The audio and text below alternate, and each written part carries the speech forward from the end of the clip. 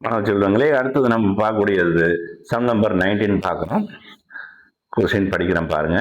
A and B are partners in a firm sharing profit and losses in the ratio of 3:2.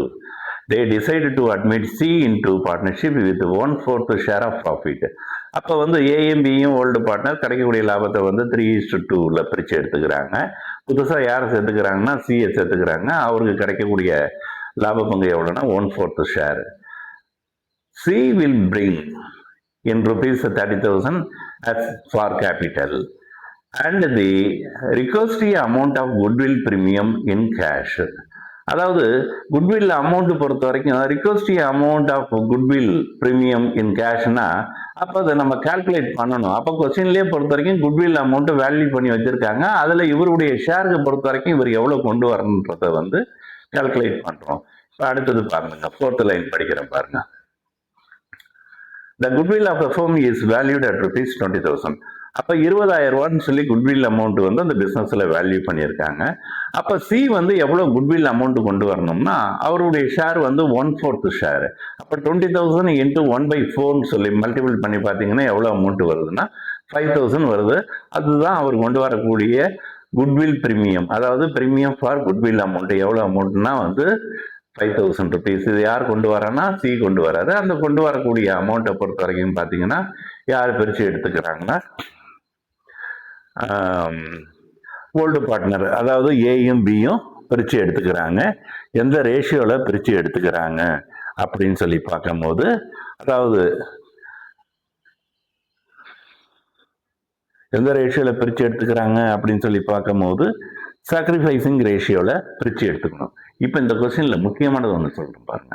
போன கணக்கில் பொறுத்த வரைக்கும் நமக்கு பொறுத்த வரைக்கும் ஓல்டு பார்ட்னருடைய ரேஷியோ கொடுத்துருந்தோம். அதாவது 18th சம்மில் ஓல்டு பார்ட்னருடைய ஷேரிங் ரேஷியோ கொடுத்துருந்தாங்க, நியூ பார்ட்னருடைய ஷேரிங் ரேஷியோ கொடுத்துருந்தாங்க. எங்கேயாவது நியூ ப்ராஃபிட் ஷேரிங் ரேஷியோன்னு சொல்லி கொடுக்கவே இல்லை. அப்போ இந்த கணக்கில் பார்த்தீங்கன்னா ஓல்டு ரேஷியோவும் இருக்கு. ஓல்டு ரேஷியோ பொறுத்த வரைக்கும் ஏக்கும் பிக்கும் பொறுத்த வரைக்கும் 3:2. அதுக்கு அடுத்தது பார்த்தீங்கன்னா இவங்களுடைய நியூ ப்ராஃபிட் ஷேரிங் ரேஷியோ எவ்வளோ இருக்குன்னா 2:1:1 இருக்கு.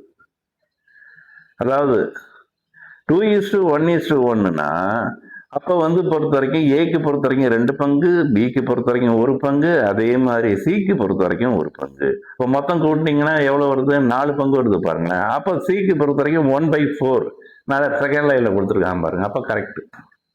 அப்போ நாம் என்ன கண்டுபிடிக்கணும்னா சாக்ரிஃபைசிங் ரேஷியோ கண்டுபிடிச்சி தான் ஆகணும்.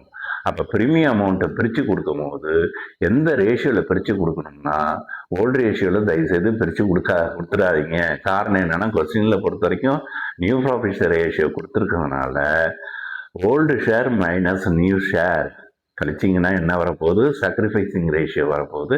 அந்த சாக்ரிஃபைசிங் ரேஷியோவில் தான் நீங்கள் வந்து அந்த ப்ரீமியம் ஃபார் குட்வில் அமௌண்ட்டை பிரித்து கொடுக்கணும்.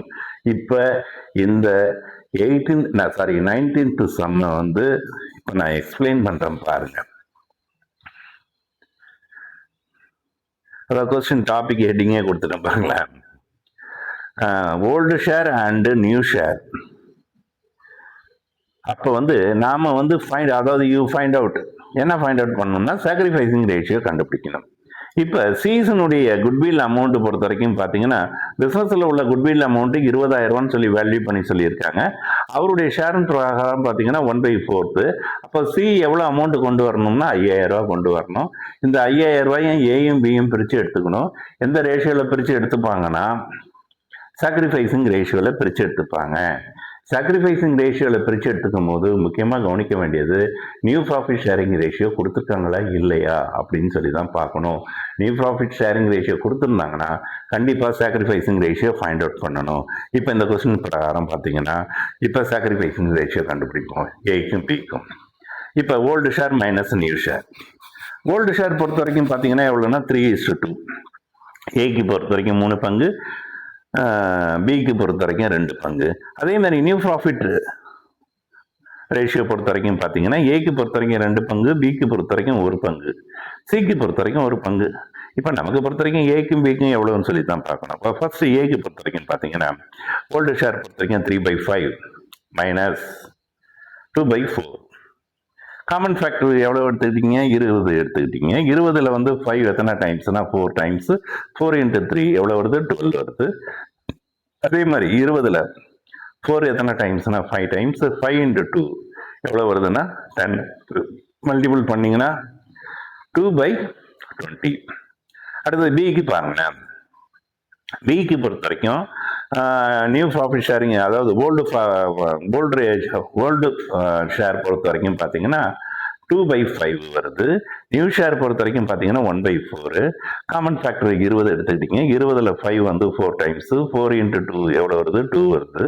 அதே மாதிரி 20ல் 4 வந்து 5 டைம்ஸ். 5 × 1ன்னு சொல்லி பார்க்கும்போது 5 மைனஸ் பண்ணும்போது 3.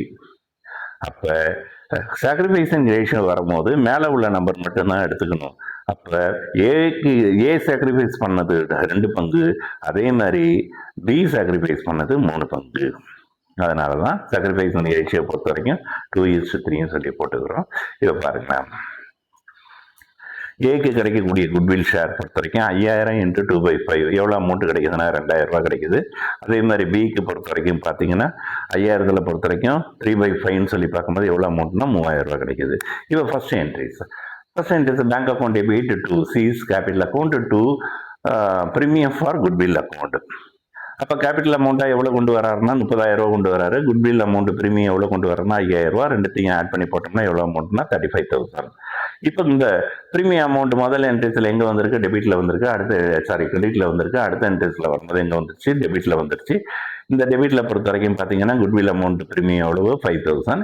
இதை 2 பேரும் ஏயும் பியும் பிரித்து எடுத்துக்கிறாங்க. அப்போ 2A's கேபிட்டல் 2B's கேபிட்டல் எவ்வளோ அமௌண்ட்னா 2,000 3,000. எந்த ரேஷியோனா சாக்ரிஃபைசிங் ரேஷியோ, அதுதான் இங்கே பிரித்து போட்டு கண்டுபிடிச்சு வச்சிருக்கோம். அந்த அமௌண்ட்டை போட்டாச்சு.